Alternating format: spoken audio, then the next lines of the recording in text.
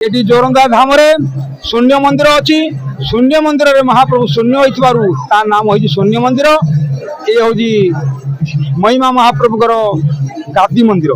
Eighty तो आमर समस्त लोक गुरु महिमा अलग बहुत मानती आमे माने छोट बड़ू ही मानि आसचु जा प्रभु अपार करुणारू आज ये महादेव उठिबार सौभाग्य लाभ करछि। बखाणी महिमा ध्वनि को स्थापिबा श्रीमुखरे आज्ञा देले दास पणे किणी अर्ध बाटे आनी किंपा एते सरी कले नाही मो भरोसा उड़ुछि साहसा किबुदी करिबी कह भगतंकु पाली जगत संभाली तुम्भ भारा तुम्हे बह। ये उक्तिटी हेउछि संथ कवि भीम भोईंकर उक्ति। आज आम पहुँचीचु ढेंकानाल जिलार जोरंदा महिमा गादी रे आम निकट में बाबा माने अछंती आसंतु पचारि बुझिबा कौन कहिबे संपर्क रे रूपरेख नाही हे शून्य देही अछ उदय होई।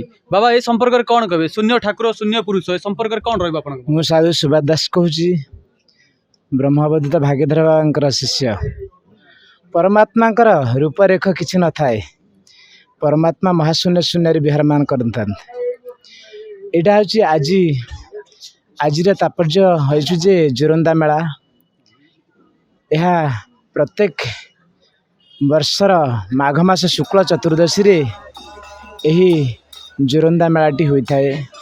लक्ष लक्ष साधु एठारे वृंद होता लक्ष लक्ष श्रद्धालु भक्त माने भी आसी एठारे उपस्थित होता जगत मंगल निमंते ए ब्रह्मध्वनि तथा झाड़बती प्रज्वलन कार्यक्रम आरंभ होता है एवं एठारे लक्ष लक्ष श्रद्धालु आसी प्रसाद सेवन कर जाती एवं परमात्मा सानिध्य लाभ करने हृदय रे भक्ति जागृत करी साधु मानकर सेवा एवं तत्सहित घृत आहुति निमंते ब्रह्मांडर कल्याण निमंते समस्तंकर मंगल निमंते एठारे आसी उपस्थित होता प्रभु महामहिमांकर लागि रहू। आमे समस्त को बारंबार कही आसुचु समस्ते परमात्मा को डाकंतु ए धरापृष्ठर कली भांगी सत्य प्रकाश हो गुरु ब्रह्मा महामहिमा। आज आम आसी पहुँचीचु ढेंकानाल जिलार प्रसिद्ध महिमा अलेख गादी जोरंदा पीठरे। आज हूँ पवित्र माघ मेला। आपण मैंने मो पछपटे देखिपे बर्तमान झाड़ उठुची भक्त एवं श्रद्धालुंकर भिड़ आपण मैंने सीधा सड़क देखिपे कौन रही आज महात्म्य से संपर्क में पचारि बुझा जो मैंने आसी श्रद्धालु महिमा धर्म विषय रे एवं आज दिन महात्म्य विषय रे आम पचारि बुझा तबे चलतु।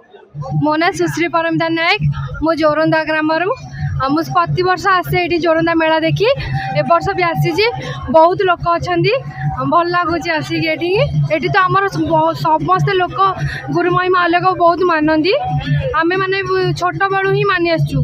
जाजपुर जिला बड़चणारू आसी प्रभुंकर जो महामहिमा अलेख गादी ढेंकानाल जोरंदा रे अवस्थापित आज माघ मेला प्रभुंकर महादीप आज उठुची से परिप्रेक्षी रे आज आम आसीलु ये बुलिया प्रभु महिमा अलेखर जो अपार करुणा से चुंबक भली मत टाणी आनी मुझे आज सका भावी नी आसी पहुँची बोली सतु सत आसी पहुँची जहाँ प्रभु अपार करुणारू आज ये महादेव उठिबार सौभाग्य लाभ करछि।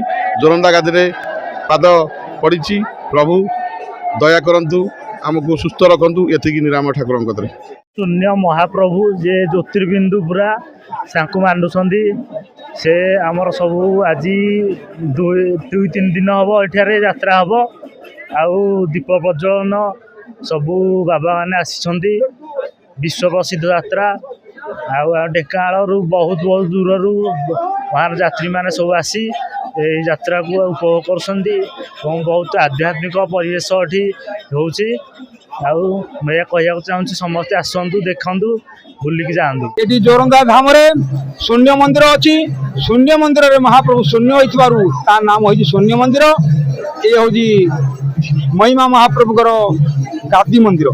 तेणु आज ये जो मेला महोत्सव चली जनजगतर कल्याण निमंते विश्वर शांति निमंते महाप्रभु ठारे साधु सन्थ माने एक स्वर प्रभु पाखे भक्ति प्रार्थना कर जगतर कल्याण केमती हम पापताप निवारण ये सत्य शांति समस्त हृदय जागृत हो ये कार्यक्रम आज जारी रही।